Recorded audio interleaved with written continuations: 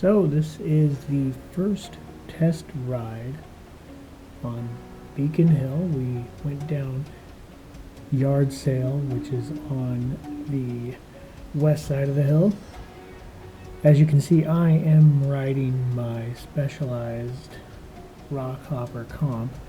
We'll talk about that in a different video. This is the main voyage of the main upgrades for the Walmart big box bike, the Schwinn AL Comp. We'll go over a few upgrades. As you can see, we're just dropping our seats there, and we start our descent. This bike I'm on is fairly capable. Our goal when upgrading the AL Comp was to go with something that could handle the trails as well as this bike does. This is a hardtail, and I think we accomplished that and then some. We're just coming down the Esmeralda side here, and eventually we will get to a point where Mike actually will enter the frame. I should be following him shortly. We're coming up on the split right here. This is Yard Sale, and of course I won't be doing any major drops or jumps with this bike, just so that way I can get more acquainted with giving instructions to Mike, because he's not really ridden his bike on this trail at this time. This would be his first ride. So this would have been the first roller. I believe we decided to actually just skip it. And there's the bike. He's in the frame a little bit. You don't see a whole lot of it, but should get back into it here shortly. And we're just going to ride around that rock feature. It's a little jump. This is his first real jump he'll be hitting with that bike setup. I believe I get him in the video. Let's find out. Okay, and so he's going to prep himself for this little launch here. See how well the bike handles. This bike should do rather well. I wouldn't have trusted doing any jumps on it before. I'm sure it would have been alright, but being that it was just a basic spring fork that you find in any bike box, was nothing crazy. It wasn't like a Suntour or anything. It was literally just a brand name. Looks like he came up and he hit this little lip up top. Looks like he's having a good time. And some nice little jumps.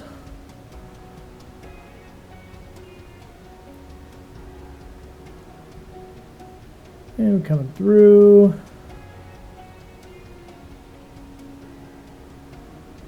And by the way, this is the first time I had ridden this trail on this particular bike as well. So normally I would have been on my full suspension, but I figured, hey, we're testing out your hardtail, let's go ahead and take mine. So I believe we come up to a section over here, which is his first roller he just attempts to do, and he did a fantastic job.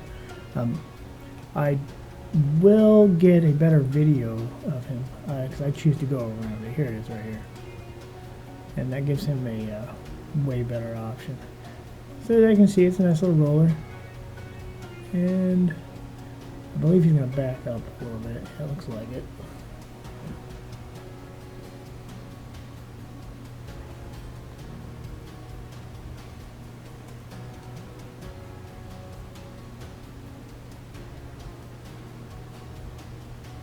And here he goes.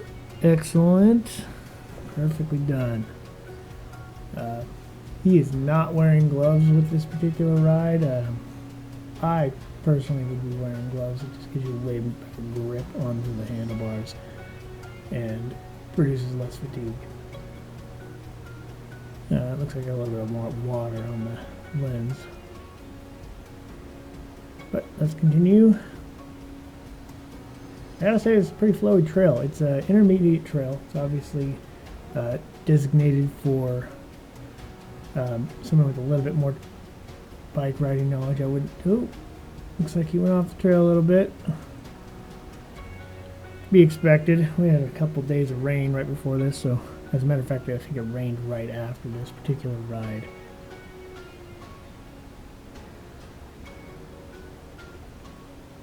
Alright. And it seems to be faring really well. I mean, it doesn't look like he has any issues. Oh, that was excellent. He just didn't even think about it. He just went for it. And, of course, me being uber cautious, I decided to walk it. So, let's continue.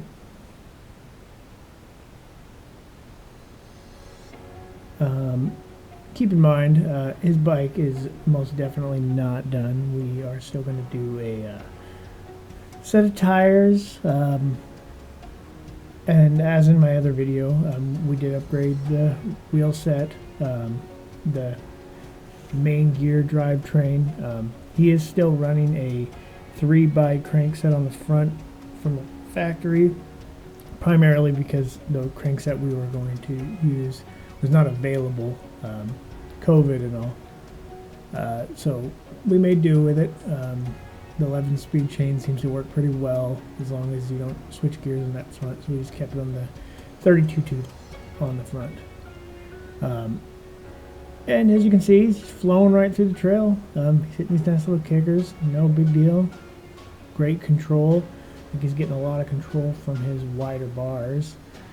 And it does get a little narrow here. I believe he just misses a tree as we come up here. Oh, he already did. Don't forget to yield to up climbers. You do not want to get in the way. It's proper trail etiquette. And we're coming up to closer to the bottom of the trail. We did just finish the yard sale. He's just kind of giving me his experience and what he thought about those flowy rhythm section back there. And of course, I'm telling him how when you come off that first one, increase your speed. You gotta watch yourself when you're hitting that second lip, because if you don't hit it right, you might send your front wheel down a little too hard. And that's pretty much the end of the trail on the downhill section. We didn't film any of the uphill. That gets really boring and cumbersome. There should be some hikers we're going to pass here shortly. Be courteous to hikers. Obviously, share the trail. They, however, were very generous. They even got out of the way, which is always fantastic. Makes life better for the biker. This trail we're on here is the bottom section of Esmeralda. This trail is up and down. It's not just the down section. And here's those hikers. It's like they're very generous. A nicer older couple.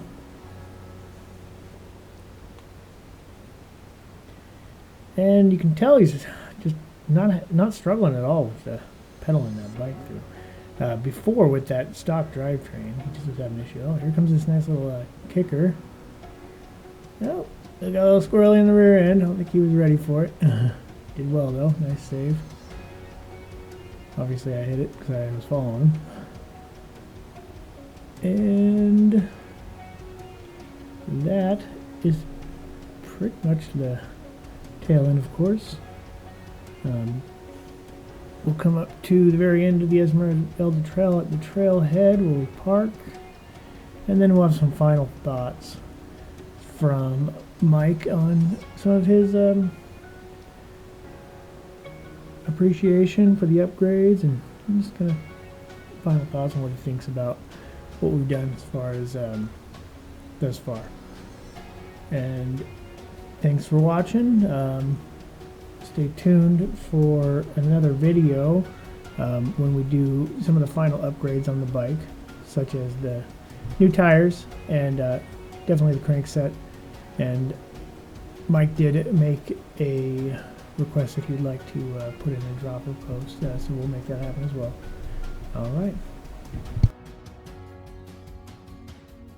Final thoughts. What do you think of the upgrades so far? Yeah, dude, I love everything. Everything's been working out really good. I think. What's your favorite part? The shock, I think, actually is really good. You like the shock? Because I'm hitting those jumps. Yeah, you do. You definitely get a lot of absorption. I think that there's a combination though. When I'm going downhill, it's the brakes and the shock. When I'm going uphill, obviously it's the crank. You get a lot more control with those bars too, because the wider bars do a lot of difference. Yeah, I think so too. So. And then of course the gearing, man, you just can't beat the gearing for climbing. Brakes good. Yeah, everything's fucking good. Seat ain't too bad actually after I moved that. I told you. Yeah, that's all right. I was like, you don't need that extra bike cushion. that I had, that seat was fucking horrid. And I bought it. All right, say goodbye, Mike. Might as well use it, you know? Say goodbye to YouTube. Peace out, YouTube!